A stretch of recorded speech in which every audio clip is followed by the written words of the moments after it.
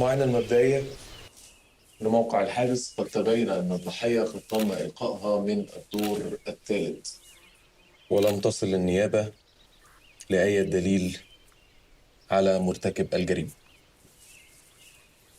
واشمعنى التالت يا فندم؟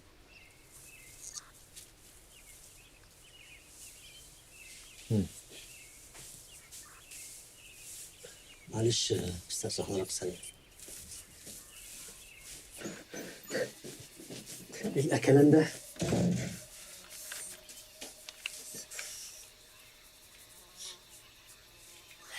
كنت نمت على الارض، ابو دراما الستات.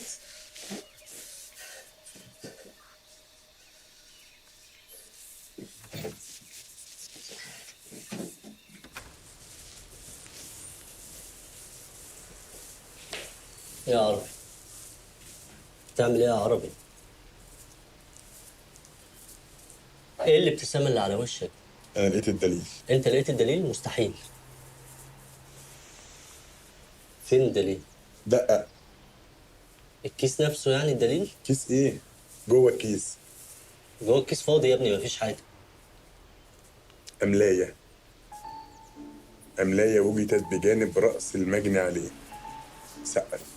لا مليون في المية اللي انت بتقوله ده غلط يا عربي. الأملاية دي هتلاقيها من شعر المجني عليه. أنا تلميذ يا دكتور، أنا اتعلمت منك كتير. أنا خليت المجني عليه شهرية ما لقيتش ولا أملاية. وبعدين واحد قاعد في الفيلا دي هيجي له منين الأمن؟ الكلام ده مش علمي يا عربي. فين الزمالك؟ انساه خالص وما تجيبش سيرة الموضوع ده قدام حد، ماشي؟ أنت غيران مني. لا أنا مش غيران منك. من أنا لقيت الحل وأنت كنت بتعمل حمام. ده صح. ما أنا الفني المساعد الكلب اللي لازم يفضل تحت وانتوا تفضلوا فوق، مع ان كلنا ولا 9 يعني يا دكتور. هديك مكافأة. احلف بالله العلي العظيم. هديك الدبل. انا ما جيتش النهارده اصلا. عربي اتفضل. ايه الدوشه اللي انتوا عاملينها دي؟ في ايه؟ انا لقيت الدليل. ايه هو؟ استنى. بيقول ايه كده؟ بيقول تخريف وانا سيبك منه. املايه لقيتها جنب راس المجني عليه، فندته شهرية ما لقيتش ولا املايه. عربي انت حمار. مش قلت لك؟ بس اول مره تقول حاجه صح في حياتك. ده الخيط اللي هيوصلنا للجاني. يا كريم بيه. لا بلاش كريم بيه. كريم بيه. خلي الموضوع بيننا. خلي الموضوع بيننا. أيوه. انا لقيت الحل. اللي هو القاتل مأمل. هاي، أنا كارتيكا وسأكون في خدمتكم. كم عدد الأطفال لديكم؟ 2. هل يسكن معكم جد أو جدة؟ لا احنا بس والأطفال.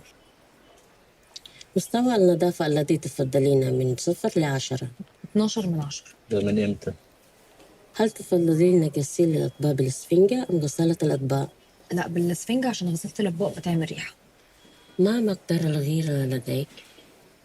معلش، علاقة الغيرة بالشغالة. لأرجح أو أستبعد المساعدين الرجال، كبيرة، متوسطة، منعدمة؟ متوسطة. متوسطة؟ ايوه متوسطة، يعني عشان انا بثق فيكي فمش هغير غيرة. طب ما انت ايام الخطوبة كنت بتغير عليا جدا، ايه ما كنتش بتثق فيا بقى ولا انت دلوقتي ما بقتش تحبيني؟ لا ايام الغور كنت بغير عليكي. أمال. دلوقتي فايه يعني؟ لا بحبك دلوقتي.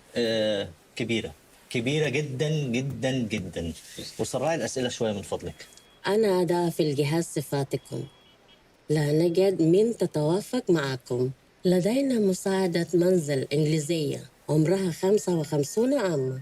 حلوة دي، مشي البيت زي الساعة. بكام الإنجليزية؟ 1500 جنيه. ايه 1500 جنيه؟ ده تحفة. تعرف انا لو جبت واحدة باليوم هتاخد في الاسبوع اكتر من كده. 1500 جنيه استرليني. استرليني؟ ايوه انت هبله يا ياسمين، انت كمان شغاله ايه اللي في انجلترا اللي هتسيب بلدها عشان تيجي دي تشتغلك ب 1500 جنيه؟ لدي بولندية ب$1000. لا يلا يا طب استنى كتير. بلاش اجانب، شوف لنا مصريين حلوين.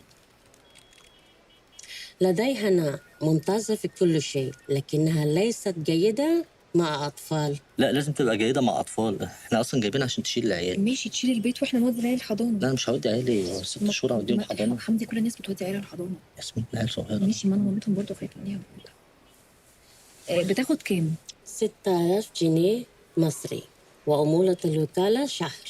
طب لا تسير عموله الوكاله نصف شهر؟ ماذا تقصد بتسير العمولة؟ انا قصدي يعني ما تمشيش معاك وعمولة المكتب نصف شهر واحنا عنينا ليكي. لا يوجد فصل ولا استرجاع، واستبدال خلال 14 يوم من التعاقد. طب ال 100 جنيه وات؟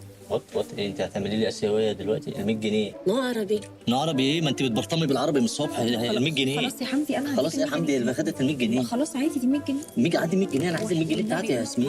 مش همضي غير لما اخد ال 100 جنيه. واحنا طالعين دلوقتي هديها لكم والله بحث يعني عشان خاطري